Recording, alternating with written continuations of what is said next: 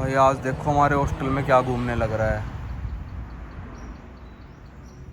मेरे तो हाथ पैर ही नहीं चल रहे।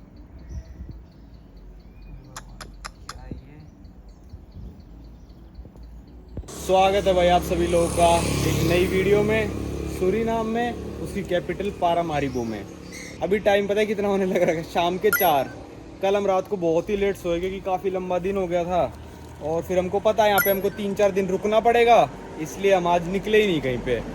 ये हॉस्टल था हमारा, हॉस्टल 24। पूरे देश में एक ही हॉस्टल है भाई, ये पारामारिबो में हॉस्टल 24। हमारे यहाँ से एक नदी सी गुजरती है। पूरा ये जो देश है 93% जंगल है। तो अभी आपने देखा वो कैसा इतनी बड़ी लिजर्ड हमारे वहाँ पे घूमने लग रही थी।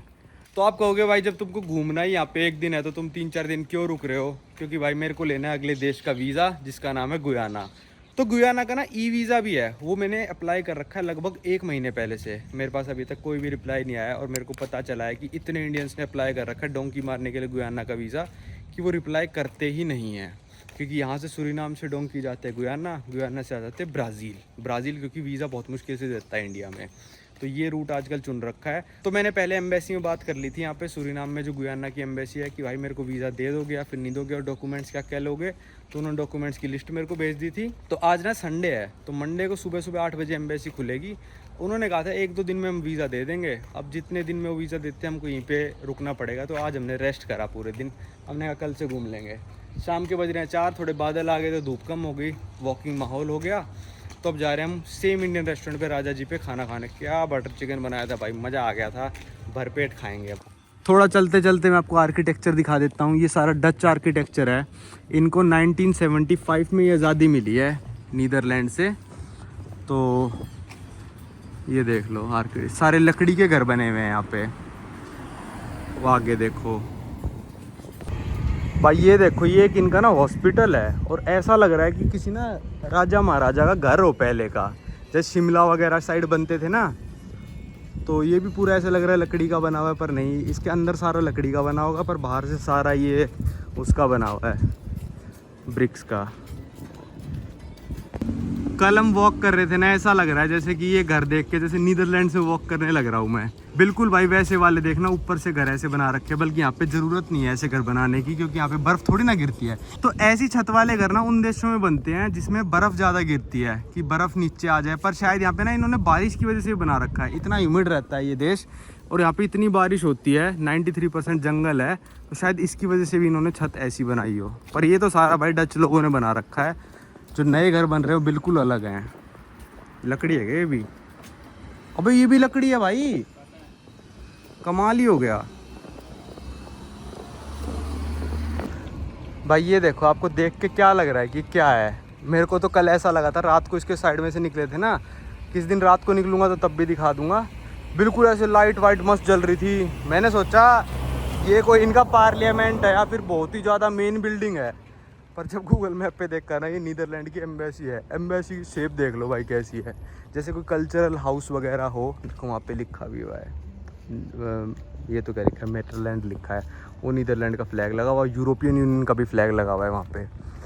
तो ये नीदरलैंड की एम्बेसी है, डच एम्बेसी। भाई खाना वाना खा के आ गए थे, वो सब मैं कल बताऊँगा। आज नहाया धोया नहीं हूँ तो ज़्यादा अच्छा शक्ल सी नहीं दिखेगी मेरी, वैसे इतनी अच्छी है भी नहीं। तो ये देखो यार कैसे, मतलब पुराने आर्किटेक्चर यार सारे के सारे। ये घर ऐसा लग रहा है जैसे पता नहीं कितने सौ साल पुराना। सारे ही ऐसे हैं यार यहाँ पे। 2-3 मंजिल से ज़्यादा मेरे को तो कोई घर दिखा नहीं। और यहाँ पे 27% तो इंडियन लोग हैं जो इंडियन ओरिजिन के हैं, पर ब्लैक्स भी हैं यहाँ पे जैसे आप देख सकते हो। और ब्लैक्स बहुत ख़तरनाक है यहाँ पे बताया भाई। ये ऐसा लग रहा है कि यूरोप में आ गए यार हम। घर देखो यार सारे यहाँ पे ऐसे हैं, मेंटेन्ड नहीं है पर घर देखो यार आप, सारे यूरोप वाले। ये तो ऐसा लग रहा है भूत बंगला हो, पर यार ऐसा लग रहा है यूरोप में वॉक कर रहे हैं यार हम।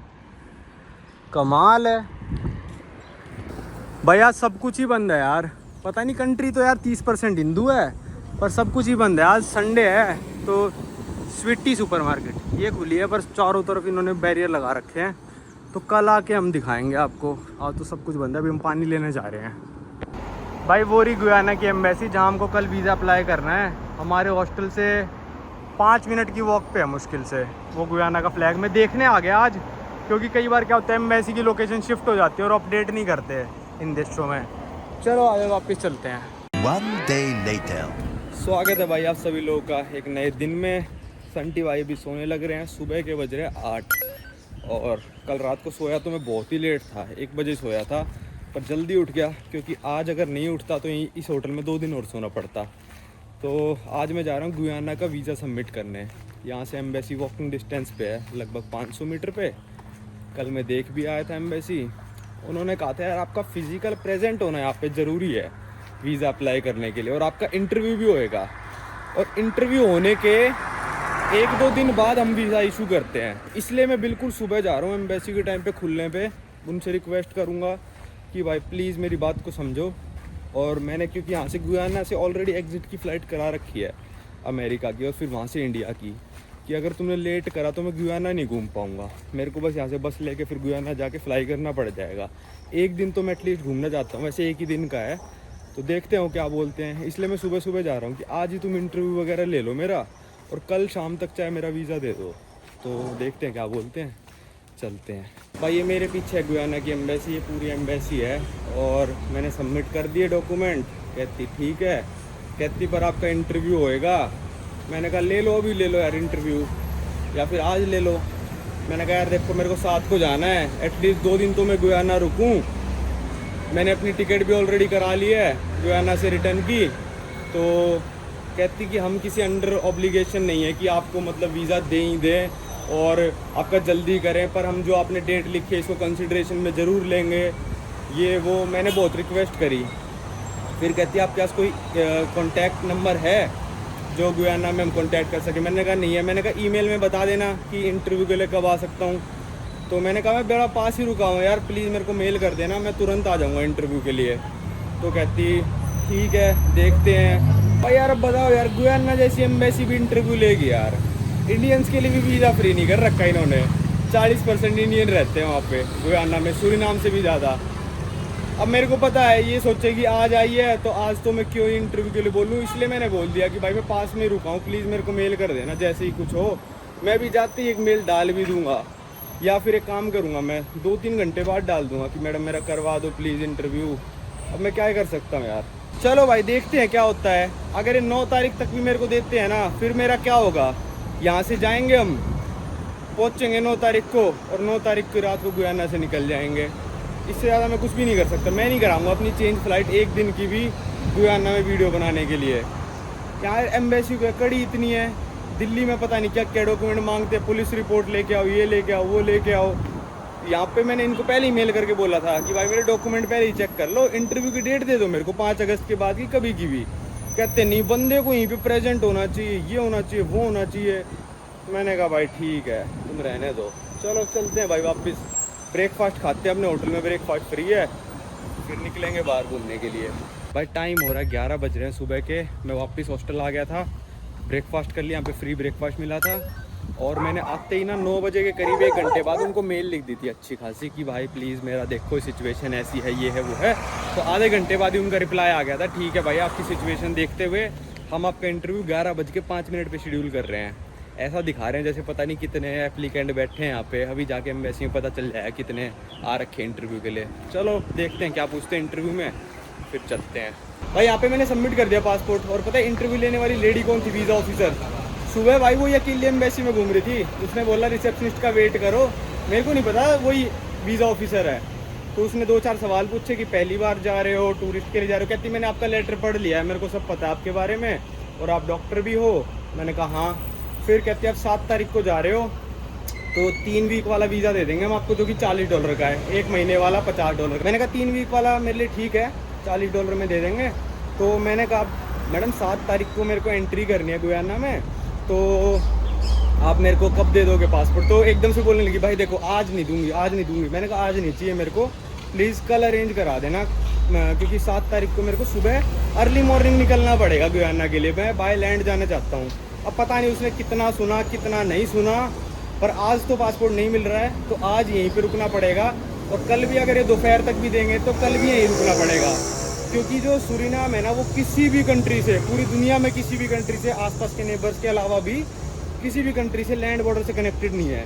और जो गुयाना जाने के लिए जो रोड है ना, उस पर बीच में नदी आती है और दिन में एक ही फेरी चलती है उस नदी पे, जो कि 12 बजे के करीब चलती है और यहाँ से जाने में लग जाएगा कम से कम 4 घंटे। तो सुबह सुबह यहाँ से जो शटल चलती है ना, वो सुबह सुबह 4 या 5 बजे उठा के ले जाती है पैसेंजर्स को और वहाँ पे 8-9 बजे पहुँचा देती है। जो बोट 12 बजे चलती है वहाँ पे, तो एक ही बोट चलती है। तो अगर सुबह नहीं निकल पाए तो फिर हमको अगले दिन का वेट करना पड़ेगा, मतलब फिर मेरे को एक ही दिन मिलेगा गुयाना में। वो भी ठीक है, ऐसी कोई बात नहीं है, पर कल मिल जाए वीज़ा तो बेस्ट हो जाएगा। भाई शाम के बज गए 4:30, इंटरव्यू में दे के आ गया था, आके नींद आ गई मेरे को। तो भाई इतनी तीखी धूप होती है ना यहाँ पे, पूरे 12 महीने ऐसी धूप रहती है यहाँ पे, 35 डिग्री टेम्परेचर रहेगा, पर ऐसी तीखी धूप होती है कि आपकी देख लो भाई मैं कितना काला हो चुका। यहाँ की बात नहीं है, ये पूरे वेनेजुएला में ऐसी धूप थी भाई। यहाँ पे तो इतनी खतरनाक है, वेनेजुएला से भी ज़्यादा खतरनाक है यहाँ पे धूप। और ह्यूमिडिटी इतनी ज़्यादा है क्योंकि यहाँ पे 95% फॉरेस्ट है। भाई हम बाहर ही नहीं निकले, मैंने कहा भाई कल वीज़ा सब कलेक्ट कर लेंगे तब बना लेंगे वीडियो, पर अब हमको बाहर निकलना पड़ रहा है इंडियन रेस्टोरेंट जाने के लिए, क्योंकि खाना तो खाना ही पड़ेगा। यहाँ टैक्सी सर्विस नहीं है भाई कोई भी ऑनलाइन, यहाँ पे फूड डिलीवरी सर्विस नहीं है भाई कोई भी ऑनलाइन। भाई कैसे जी रहे हैं यार ये लोग। भाई देख लो, ये बंदा खड़े हो गए सड़क पे ही पेशाब करने लग रहा है। चलो मैं थोड़ा थोड़ा आपको घुमाना भी शुरू कर ही देता हूँ, 2 दिन हो गए। ये इनका हिस्टोरिकल डाउनटाउन है, जो कि यूनेस्को वर्ल्ड हेरिटेज साइट भी है, क्योंकि यहाँ पे ऐसे ओल्ड वुडन डच हाउसेस बने हुए हैं, जिसमें से वॉक कर रहा हूँ। ये भी ओल्ड वुडन डच हाउस है, ये भी पूरी लकड़ी है देख लो। तो भाई इतनी ह्यूमिडिटी होती है यार, लकड़ी गल के कैसे नहीं गिर रही मेरे को समझ में नहीं आ रहा, पूरा लकड़ी से बना हुआ है ये। तो इनका मेन अट्रैक्शन एक तो यही है, इनकी ये वाली सड़क जो बिल्कुल मेन है, हमारे हॉस्टल से 150 मीटर दूर है। ये देख लो सारे। अब मैं जा रहा हूँ DSB बैंक में क्यों जा रहा हूँ भाई, यहाँ पे कार्ड कोई एक्सेप्ट नहीं करता। बहुत कम रेस्टोरेंट है जो कार्ड एक्सेप्ट करते हैं और सुपरमार्केट है कार्ड एक्सेप्ट करते हैं। तो हम जिस इंडियन रेस्टोरेंट में जाते हैं ना भाई, बिल आएगा मतलब मान लो $20। आज की डॉलर की वैल्यू है लगभग $1 में 29 सुरीनाम डॉलर, ठीक है। तो 20 को कर लो 29 से मल्टीप्लाई, पर वो हमसे रेट लेते हैं 32 का, कि भाई अगर आप सुरीनाम डॉलर में पे करोगे ना डॉलर्स का रेट, तो आपको 32 का रेट लेंगे। तो मेरे को यहाँ पे निकलवाने में भी वो होगा लॉस, वहाँ पे पे करूँगा मैं सुरीनामी डॉलर में तो लॉस ही होगा मेरे को, पर मेरे को निकलवाना पड़ रहा है एक रीज़न की वजह से, क्योंकि हमारे पास डॉलर कम पड़ गए। $40 एम्बेसी में देने हैं, $150 होटल वाले को देते, कल दोबारा $50 होटल वाले को देने हैं। तो और कल हमको जॉर्ज टाउन तक फेरी भी, वो बस भी लेनी है $50 की। तो इतने डॉलर हम लेके ही नहीं आए। हमको लग रहा था यार ऐसा कैसा देश है जहाँ पे कार्ड नहीं चलता, पर यहाँ पे सब लोग कैश में डील करते हैं और ज़्यादातर डॉलर। अगर आप इनको लोकल करेंसी में दोगे ना, जैसे मान लो आपको रेट $50 बताया, आप ऑनलाइन देख लोगे 50 को कर लोगे 29 की जगह 30 से मल्टीप्लाई कर लोगे 1500 पर नहीं 32 का रेट ले लेता है, कोई 33 का ले लेता है, कोई 35 का भी ले लेता है। तो चलो निकलवाने की कोशिश करते हैं भाई। 2 दिन हो लिए, निकल तो रहे नहीं थे पैसे, क्या पता इसमें से निकल जाएं। भाई इसी ATM में से भी निकले। इनका DSB बैंक सबसे फेमस था, यहाँ पे वीज़ा कार्ड चलता ही नहीं है, पता नहीं क्या मास्टर कार्ड चलाते हैं लोग। दिमाग ख़राब हो लिया भाई हमारा। भाई जिस इंडियन रेस्टोरेंट हम खाना खाने जाते हैं ना, वो कार्ड की मशीन ही नहीं है उनके पास। पर बोल रहे जितने भी उनके आसपास रेस्टोरेंट थे ना इंटरनेशनल वाले, सुशी रेस्टोरेंट हो गया, चाइनीज़ रेस्टोरेंट हो गया, अमेरिकन रेस्टोरेंट हो गया, मैकडोनल्ड्स हो गया, वो सारे कार्ड लेते हैं इंटरनेशनल वाले भी।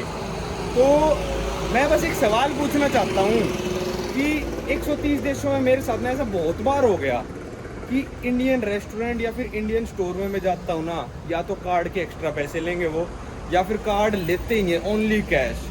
तो यार ऐसा क्या पैसे बचा रहे हो कि मतलब आप कार्ड नहीं लेते इस ज़माने में? मैं बस पूछ रहा हूँ, मेरे को पता है बहुत सारे लोग हैं और मत जा फिर इंडियन रेस्टोरेंट। भाई पूछने में क्या जा रहा है, आप लोग बताओ चलो क्यों नहीं रखते? मेरे को तो पता है चिढ़ जाएंगे लोग, इसलिए मैं बोल नहीं रहा। छोटो दूसरे बैंक में चल रहे हैं भाई, धूप में तप रहे हैं। भाई एक ये बैंक है जिसमें ऑनलाइन मैंने पढ़ा कि इस बैंक से फ़ॉरेन कार्ड से पैसे निकल जाते हैं, अगर इससे भी नहीं निकले तो एक बैंक और है उससे निकलते हैं।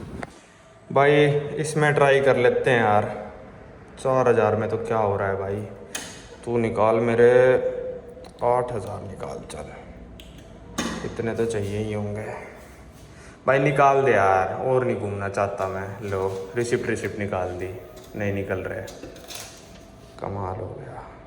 Invalid request. भाई अच्छा स्कैम चला रखा है इन फ़ी वालों ने, 100 रुपये काटने के चक्कर में। मतलब मैंने 8,000 करे तो निकाले नहीं, 5,000 करे तो निकाल दिए इन्होंने। ये 500 का नोट इनका सबसे बड़ा है सूरीनामी डॉलर का। वो 8,000 करे ना, लिखा आ गया कि आपकी क्या कहते हैं इनवैलिड ट्रांजेक्शन, और मेरे पास आ गया हाई रिस्क की ट्रांजेक्शन है। ये हाई रिस्क की नहीं थी भाई, अभी और निकलवा लेता हूँ, इसमें तो कुछ भी नहीं होना। तो भाई रिपब्लिक बैंक से 5,000 SRD ही निकले। मैंने दोबारा 1,000 2,000 दोबारा करने की कोशिश करी, नहीं निकल रहे। 5,000 का मतलब ये मान लो लगभग 15,000 रुपये हो गए, 14,000 कुछ। तो 5,000 SRD निकले हैं सूरीनामी डॉलर। और एक बैंक और है जिसका नाम है फिना बैंक, उसमें मैंने सुना है कि भाई डॉलर भी निकलते हैं। तो घूमते घूमते फिना बैंक कहीं आएगा तो मैं उससे ट्राई कर लूँगा डॉलर निकालने की। तो 5,000 ही निकले, कुछ भी नहीं है भाई। ये $150 तो हमको कल मतलब यहाँ से ट्रांसपोर्टेशन के लग जाएंगे गुयाना तक जाने के। लो भाई, जॉन सीना ने ठोक दी वाली गाड़ी, बस वाले ने इसकी। भाई ये चल रहा है हिस्टोरिकल डाउनटाउन। पैसे निकलवाने के बाद देख लो सारे घर लकड़ी के हैं, ये भी। वो चर्च मैं आपको कल दिखाऊंगा, वो 1:30 बजे तक खुलती है, बंद हो गई। 4:30 5 बजने वाले हैं। भाई ये चलते चलते आ गया इनका एक और टूरिस्ट स्पॉट। यही है टूरिस्ट स्पॉट यहाँ पे, ये है पाम ट्री गार्डन। देख लो आप, सारे लंबे लंबे पाम ट्री हैं, काफ़ी अच्छा लग रहा है। पर भाई मेरे को ऐसा लग रहा है, मेरा तो बहुत सांस घुट रहा है भाई ह्यूमिडिटी की वजह से। भाई मेरे को तो बिल्कुल सांस ही नहीं आ रहा। 2 days later. स्वागत है भाई आप सभी लोगों का एक नए दिन में। आज भी गुयाना का वीज़ा नहीं मिला भाई मेरे को। मैंने मेल करा, कहते हैं आपका अप्रूव ही नहीं हुआ अभी तक। अगर आपको बिना वीज़ा के पासपोर्ट लेके जाना है तो लेके जा सकते हो, आपको कोई दिक्कत नहीं है। मैंने कहा पता नहीं कैसी बदतमीज़ी सी है यार ये। कल वो कह रही थी कि आपका अप्रूव है, hope you enjoy our country, ये वो, और आज अकड़ सी दिखा रहे हैं। मैंने कहा चलो कोई नहीं, ऐसा कुछ खास है नहीं गुयाना में। गुयाना में भी कुछ खास नहीं है, सूरीनाम में भी कुछ खास नहीं है।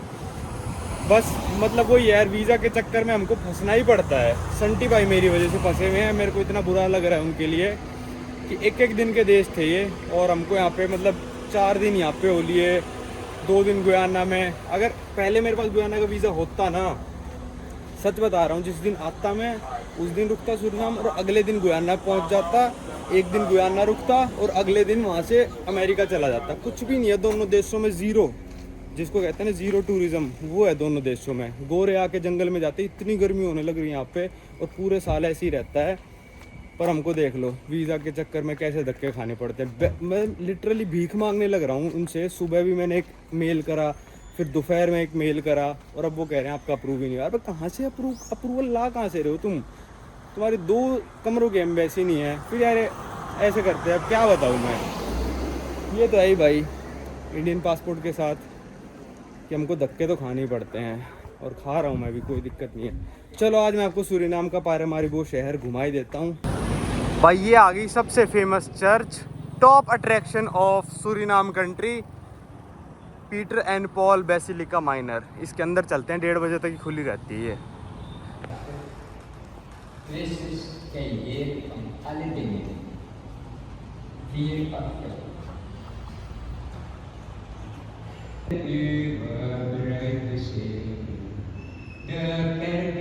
भाई ऐसी चर्च मैंने पहली बार देखी है कि जो पूरी अंदर से भी लकड़ी से, सारी 4 दीवारी जो है ना इसकी, सारी लकड़ी से, सारा काम लकड़ी से कर रखा है। और सोचो कितनी पुरानी है कि आज तक भी मतलब इसकी लकड़ी ख़राब नहीं हुई है। तो अब चलते हैं भाई हम ATM से पैसे निकलवाने। कल भी बहुत कम निकले थे, अभी दोबारा जाना पड़ेगा हमको निकलवाने, और फिर कुछ मैकडी वगैरह बर्गर किंग खाते हैं हम। यहाँ पे भाई कोई रूल फॉलो नहीं करता, तो हम भी नहीं करेंगे। आपके दिमाग में एक बात जरूर आनी चाहिए, हमारे दिमाग में भी आई। हमने कहा यार यहाँ की ऑफिशियल लैंग्वेज जो है डच है, जो कि नीदरलैंड्स की लैंग्वेज है, पर यहाँ पे रहते 27% इंडियंस हैं। तो इंडियन तो वहीं पे रहते हैं भाई कि जहाँ पे अंग्रेज़ों ने राज किया है, और लैंग्वेज भी इंग्लिश होनी चाहिए।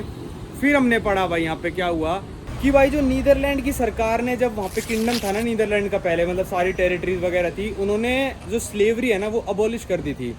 तो इन्होंने क्या करा था, डच वालों ने इंग्लिश लोगों से बात करी कि भाई हमको यहाँ पे वर्कर्स चाहिए, स्लेव नहीं बोला उन्होंने, वर्कर्स चाहिए। तो यहाँ पे पहला शिप आया था इंडिया से भर के, 399 लोग आए थे उस शिप में बैठ के। कुछ रास्ते में ही मर गए थे। सोचो भाई इंडिया से कहाँ पे आना, तो कुछ रास्ते में ही मर गए थे, कुछ यहाँ पे आगे मर गए। तो थोड़े बहुत जो लोग रह गए उनको एज ए मतलब वर्कर बुलाया गया था, उनको स्लेव नहीं कहा था, पर थे वो लोग स्लेव ही। तो मतलब एक नाम दे दिया था बस कि स्लेव नहीं है, अब ये वर्कर हैं। तो फिर 1954 में सूरीनाम को शामिल करा था किंगडम ऑफ नीदरलैंड्स के अंदर, पर उसके 21 साल बाद ही सूरीनाम को आज़ादी मिल गई थी डच से, और ये 1975 में इंडिपेंडेंट हो गया था सूरीनाम। भाई कल इस बैंक से पैसे निकलवाए थे मैंने, और भीड़ देखो भाई कितनी ज़्यादा है। अभी तो चले गए 2-3 बंदे, चलो पहले बर्गर किंग खा लेते हैं और फिर बाद में निकलवा लेंगे। सूरीनाम है पूरे साउथ अमेरिका की सबसे छोटी कंट्री, जिसमें सिर्फ रहते हैं 6 लाख लोग, और 6 लाख में से भी आधे लोग जो हैं इनकी कैपिटल सिटी में रहते हैं, जिसमें मैं घूम रहा हूँ, जिसका नाम है पारामारिबो।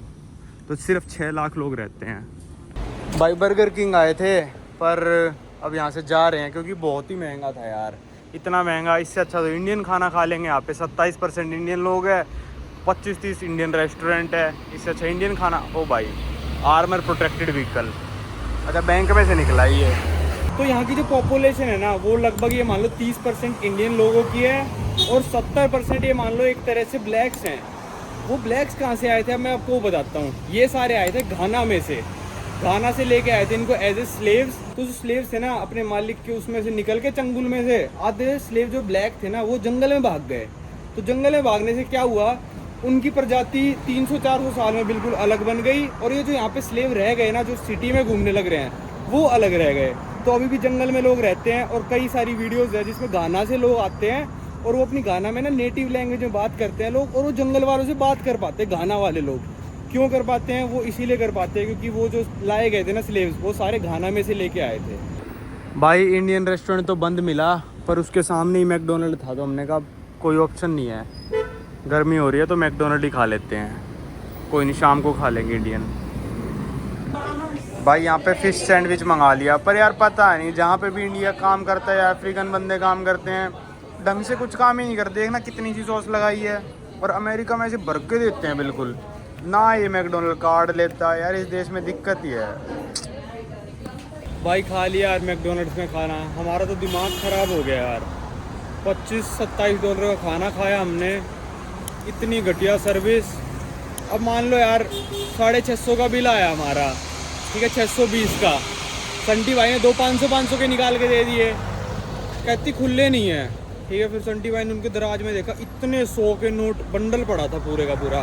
फिर संटी भाई बोले हैं तो सही, तो कहती ये नहीं देने के हमको किसी को। हमने कहा ये क्या मतलब है यार। फिर हमने आइसक्रीम ऑर्डर करी, फिर कहते फिर खुले लेके आओ। अबे हमके खुले के भाई मेरी जेब में रखते खुले हो जाते हैं क्या नोट? पता नहीं यार क्या हरकतें यार इन देशों की, ये अफ्रीकन लोग, पता नहीं यार, मेरे को समझ में नहीं आता। बिल्कुल ही बेकार देश लगा यार मेरे को, कुछ भी घूमने वाला नहीं है। इमिग्रेशन पे दिमाग ख़राब कर दिया, अपने हिसाब से करेंसी एक्सचेंज करते हैं कितने भी रेट पे, खुले ला के दो इनको। और चाइनीज़ की दुकान पे आप जाके दे दो, आप कितने का ही नोट दे दो खुला कर देगा। चाहे आप 5 की चीज़ लो, 500 का नोट दे दो, वो खुला कर देगा। पता है क्यों? क्योंकि वो सब पैसे कमाना चाहते हैं। हमारे इंडियंस में भी हरकतें हैं यार, किसी परचून की दुकान पे चले जाओ, बड़ा नोट दो, बस सब खुले नहीं है भाई, सब खुले नहीं। अबे जब तक है तब तक तो दे दो खुले, जब सच में ना हो तब बोल दो। झूठ क्यों बोल रहे हो यार पहले? ये पता नहीं यार, अब मैं बोल लूँगा यार चिढ़ जाएंगे सारे लोग, मेरे को पता है, पर ये हरकतें हैं हमारे अंदर भी हैं, सुधारनी है। सुधार लो, नहीं सुधारनी, मेरे क्या जा रहा है, दे दे खुले। और भाई बहुत बुरी हालत है इस देश की, कार्ड मैकडोनल्ड्स तक में नहीं लेते, कहते हैं सिर्फ लोकल कार्ड। बहुत बुरी हालत है भाई इस देश की। पूरे साउथ अमेरिका में सबसे ज़्यादा वीक पासपोर्ट सूरीनाम का है, उससे अगले नंबर पर आता है गुयाना का पासपोर्ट। यूरोप भी इनके लिए वीज़ा फ्री नहीं है, और फिर आता है बोलीविया का पासपोर्ट। देख लो पासपोर्ट वीक होने का नतीजा, इनकी देश की हालत बहुत ज़्यादा ख़राब है यार। और आपको जो ज़्यादातर मतलब पूरे साउथ अमेरिका में ब्लैक्स जो ज़्यादातर देखने को मिलेंगे, वो इन्हीं 2 देशों में देखने को मिलेंगे, गुयाना में और सूरीनाम में।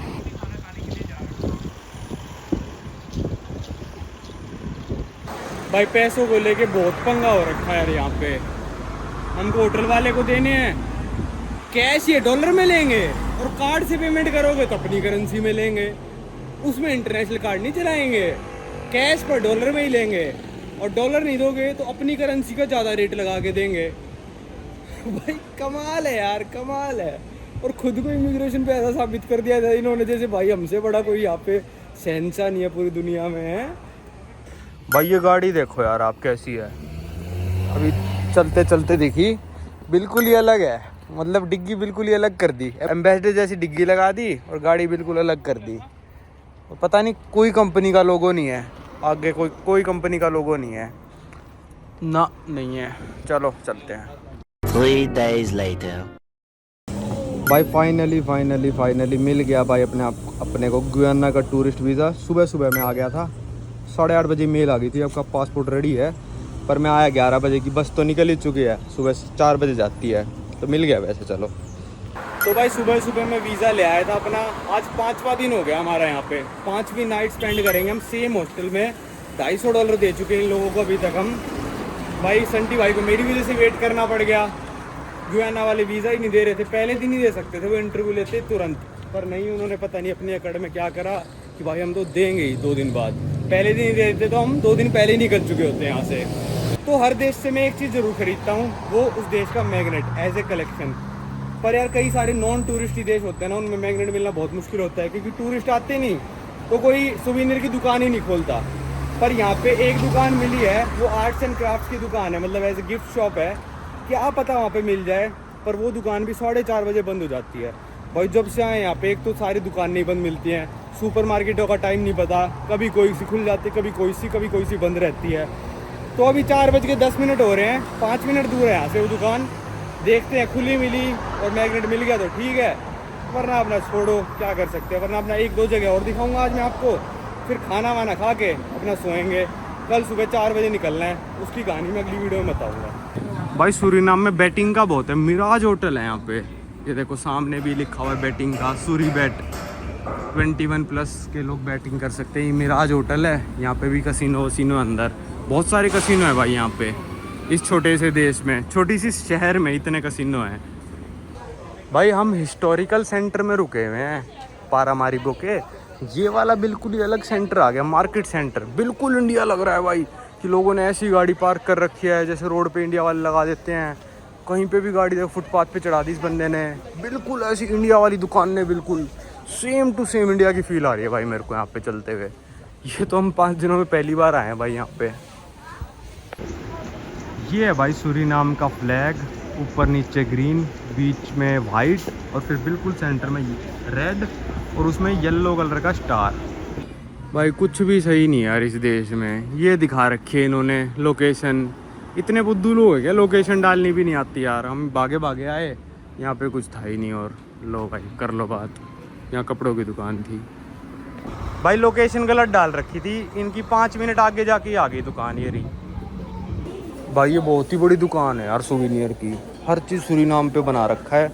और ये रे भाई मैग्नेट जो हमारे काम के हैं, कितने का ये? बहुत महंगे है भाई। और भाई 182 का, आधी हो गई है और $6 से भी महंगे मैग्नेट। कमाल हो गया, इतना महंगा देश यार, क्या है इनको पता है कि दुकान है अपना, रखो जो भी रेट रखना है। भाई ये मिल गए थोड़े सस्ते वाले, और ये सस्ते वाले ही ज़्यादा अच्छे हैं। ये 105 का है, मतलब $3 का। चलो $3 के हिसाब से तो सही है। यही वाली चर्च है जो मैंने आपको कल दिखाई थी अंदर से, और यही वाला इनका हिस्टोरिकल डाउनटाउन। या फिर ये वाला ले लो, या फिर ये वाला ले लो। इसमें फ्लैग है, इसमें फ्लैग नहीं है, दोनों का सेम रेट है। भाई तो पंछी ले रहे हैं, पंछी लेने का क्या फ़ायदा जब आपने देखे ही नहीं। भाई पंछी क्यों नहीं देखे, रोज उड़ते हैं आसमान में, देख। भाई जैसे आपको पता है 27% हिंदूज है, तो यहाँ पे शिव भगवान का भी मिल रहा है पोर्ट्रेट, फिर वहाँ पे ओम लिखा हुआ मिल रहा है, ओम नमस्ते, ये सब। चलो भाई यहाँ से मैग्नेट खरीद ले, बिल्कुल सही दुकान पे आ गए हम, पर आगे नहीं चलते तो मिलती है। GPS पे थोड़ी गलत है लोकेशन। इस दुकान का नाम है ready tex crafts and souvenirs. कोई गलती से इस देश में आ जाए, फिर मैग्नेट खरीदना हो या फिर कुछ भी सोविनियर टाइप, तो इस दुकान पे आप आ सकते हो।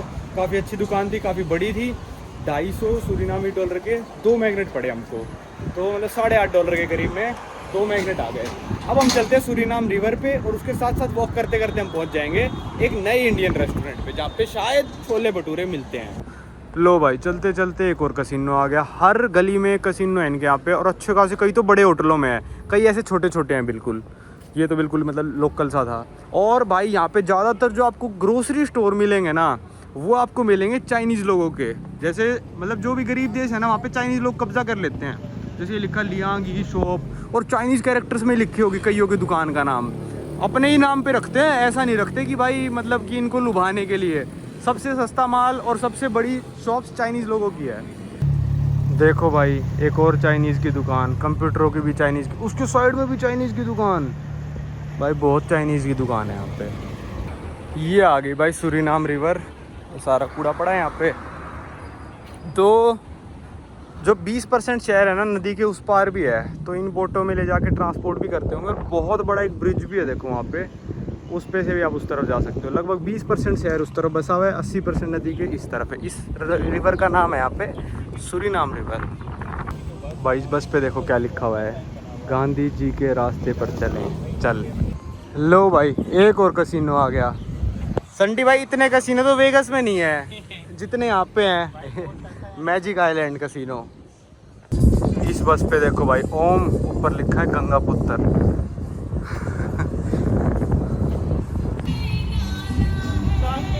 भाई ये गाना चल रहा है, दाल में काला है कुछ तो मसाला है। इनकी लैंग्वेज में मतलब हिंदी बोल रहे हैं पर अजीब हिंदी।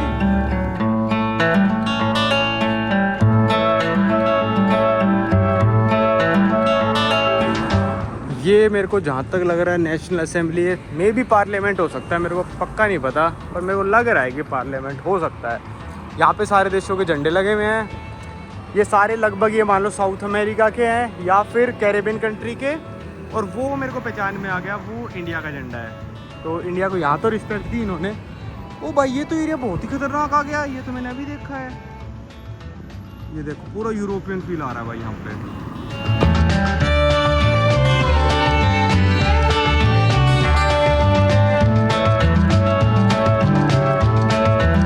भाई यहाँ तो बड़ी इज्जत से लगा रखा है इन्होंने इंडिया का झंडा। और इमिग्रेशन पे इंडिया वालों को अलग से खींच के ले जाते हैं, वरना इनका मतलब नहीं बनता यहाँ पे इंडिया का झंडा लगाने का। या तो साउथ अमेरिकन फ्लैग्स लगाते हैं ज़्यादातर देश, जो साउथ अमेरिका में, या फिर कैरिकॉम देशों में है ये वाला। कैरिकॉम में कैरेबियन कम्युनिटी, कैरेबियन सी से जितने भी देश लगते हैं वो कैरेबियन कम्युनिटी के देश हैं, तो उनके झंडे लगा सकते हो। जैसे सेंट लूसिया, छोटे छोटे आइलैंड के बारबडोस वगैरह जो हम गए थे ना शिप में, उनके लगा रखे हैं। यहाँ पे इंडिया को काफ़ी इज्जत दे रखी है, पर इमिग्रेशन पे नहीं देते। यहाँ पे आ गया एक पार्क और वहाँ पे लिख रखा है आई लव SU सूरीनाम। पूरा भी नहीं लिखा, SU लिख दिया बस, चल गया काम इनका। ये भाई एक इनकी टूरिस्ट प्लेस है, काफ़ी ज़्यादा फेमस, फोर्ट ज़ीलैंडिया। इससे कुछ नहीं, नदी दिखती है सूरीनाम रिवर, और ज़्यादा कुछ खास इतना है नहीं। सूरीनाम को 1975 में आज़ादी मिली थी, और उसके 2 साल बाद ही इंडिया ने यहाँ पे अपनी एम्बेसी खोल दी थी 1977 में। तो इंडिया में भी one of the first countries होगा जिन्होंने सूरीनाम में अपनी एम्बेसी खोली थी, क्योंकि इतने सारे इंडियन लोग हैं यहाँ पे।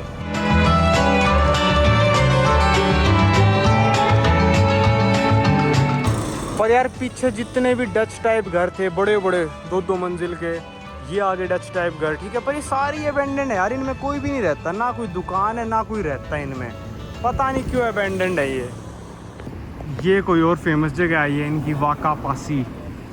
यहाँ पे दोनों तरफ ऐसे छोटे छोटे हट, ये सारी दुकानें हैं, पर यार सारी दुकानें ही बंद हैं, कोई भी खुली नहीं दिख रही। बीच में नहर है इनकी, और ये थोड़ा वॉकिंग एरिया सा बना रखा है। रोज़ इसी के पास से गुजरते थे हम, पर दुकानें हमको कभी आधी खुली दिखती थी, कभी 25%, आज भी देख लो बंद है। ये इनका नेशनल एम्बलम है सूरीनाम का। ये यहाँ का मेरे को सबसे लग्जरी होटल लग रहा है। इसके अंदर भी कसिनो होगा। ये इसके सामने रमाडा आ गया भाई, इसके अंदर भी कसिनो है। कसिनो की प्रमोशन चलने लग रही है कि कसिनो खेलो भाई, यहाँ पे आके रहने वहने का तो बाद में देखना, कसिनो में इनको ज़्यादा प्रॉफिट रहता है हमेशा। भाई ये वाला एरिया काफ़ी पॉश आ गया यार, एकदम से ही ना, बड़े बड़े होटल आ गए, रोड कितनी अच्छी है, दोनों तरफ पेड़ लगे हुए हैं। ये वाला काफ़ी पॉश इलाका आ गया भाई। सूरीनाम एक ऐसी कंट्री है जिसमें मेरे को तेल बहुत ही महंगा लगा यार। 38 का है यहाँ पे तेल, तो ये मान लो डीजल भी 40 का है, नीचे लिखा है उसके देखो 39.6, तो 29 सूरीनामी डॉलर का $1 बनता है। तो ये मान लो ये हो गया $1.3, तो काफ़ी महंगा तेल है यार यहाँ पे। और यहाँ पे इतना महंगा तेल है, इनका जो पड़ोसी देश है गुयाना, उनके पास इतना तेल है, इतना तेल है, मतलब ये मान लो सऊदी अरेबिया का साइज़ भी इतना बड़ा है ना, गुयाना छोटा सा है, सऊदी अरेबिया के बराबर में तेल है अगर आप रेशियो में कंपेयर करोगे तो। गुयाना सबसे बड़ा एक्सपोर्टर है मेरे को लग रहा है पूरे साउथ अमेरिका में तेल का, बहुत ज़्यादा एक्सपोर्ट करने लग रहा है। और कह रहे हैं लोग जो इकोनॉमिस्ट है, अगर गुयाना ने सही से उस तेल का इस्तेमाल करा ना, तो one of the richest country बन जाएगा वो पूरे साउथ अमेरिका में गुयाना। सोचो इतना सा देश है और इनका पड़ोसी देश है, इनके पास तेल है नहीं, इतना महंगा तेल बेचने लग रहे हैं और उनके पास तेल की भरमार है। चलो वहाँ जाके गुयाना हम कल जाएंगे, वहाँ भी पेट्रोल का भाव देखेंगे कितना है। और भाई लो भाई कासाब्लांका आ गया, होटल एंड कैसीनो। होटल कहीं दिख भी नहीं रहा है कि कितना बड़ा होटल है, दिख भी नहीं रहा। वो रहा देखो होटल, ये होटल है और इसके अंदर कैसीनो खोल दिया इन लोगों ने। भाई देख लो, पैसों के लिए जब बोर्ड दिख रहा था होटल दिख भी नहीं रहा था, इतना छोटा होटल है, 1 फ्लोर का, सिर्फ और सिर्फ कैसीनो होगा इसमें। भाई ये पहुंच गया Martins house of Indian food.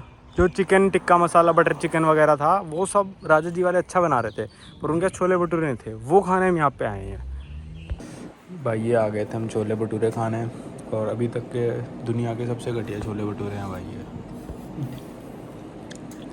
चलो भाई यहाँ पे खा लिया खाना और यहाँ गए हम लुट। बिना मेन्यू देखे ऑर्डर कर दिया हमने। इनके ऑनलाइन कुछ और रेट थे और हमने कहा यार कितना ही महंगा होगा। पता है कितना महंगा था? 380 यहाँ की करेंसी सूरीनामी डॉलर में एक प्लेट छोले भटूरे। यार कमाल हो गया यार। और ऊपर से एक छोटी पेप्सी ली और एक छोटी पानी की बोतल, 760 200 उसके लगा दे यार, हद हो गई यार। मैं तो मतलब बेहोश हो गया यार बिल देख के। और राजा जी रेस्टोरेंट इतना सही है, उसमें रेट भी बहुत कम है।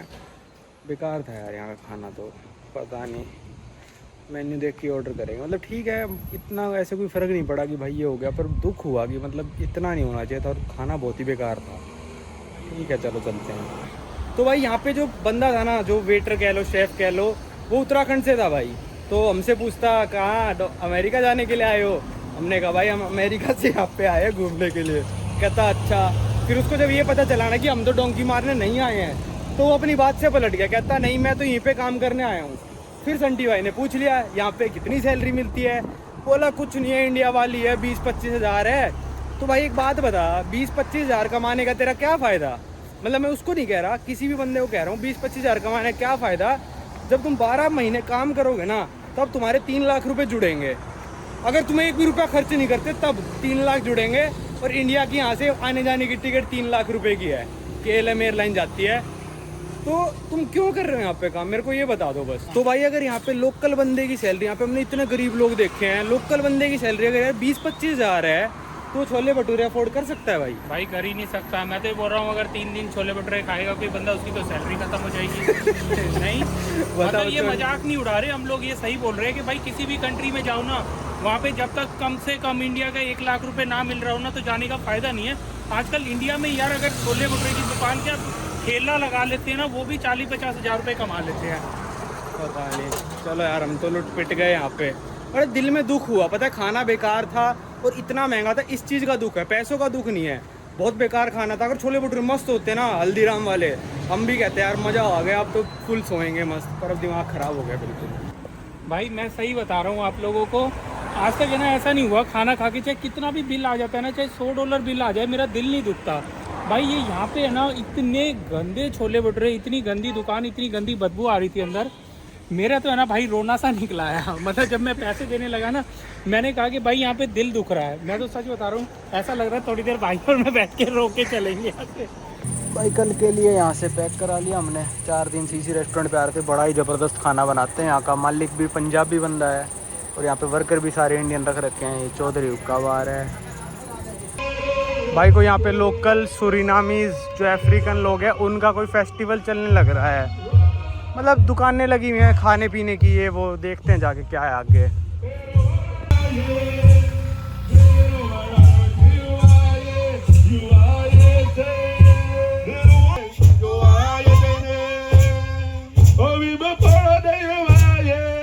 तो भाई यहाँ से करते हैं हम इस सूरीनाम की 5 दिन की जर्नी को ख़त्म। जर्नी का हम सिर्फ कैपिटल सिटी में थे और कुछ करने को है भी नहीं पूरे देश में। जंगलों में जाना पड़ेगा, वो मैं बिल्कुल रिकमेंड नहीं करता इंडियंस के लिए, क्योंकि हमारे लिए वेदर इतना अच्छा नहीं है भाई।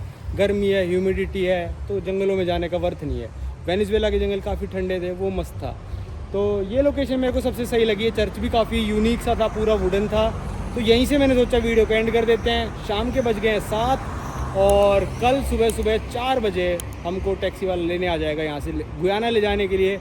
तो इस वीडियो को रखते हैं यहीं तक। अब आपको मिलेंगे अगली वीडियो में अगले देश में।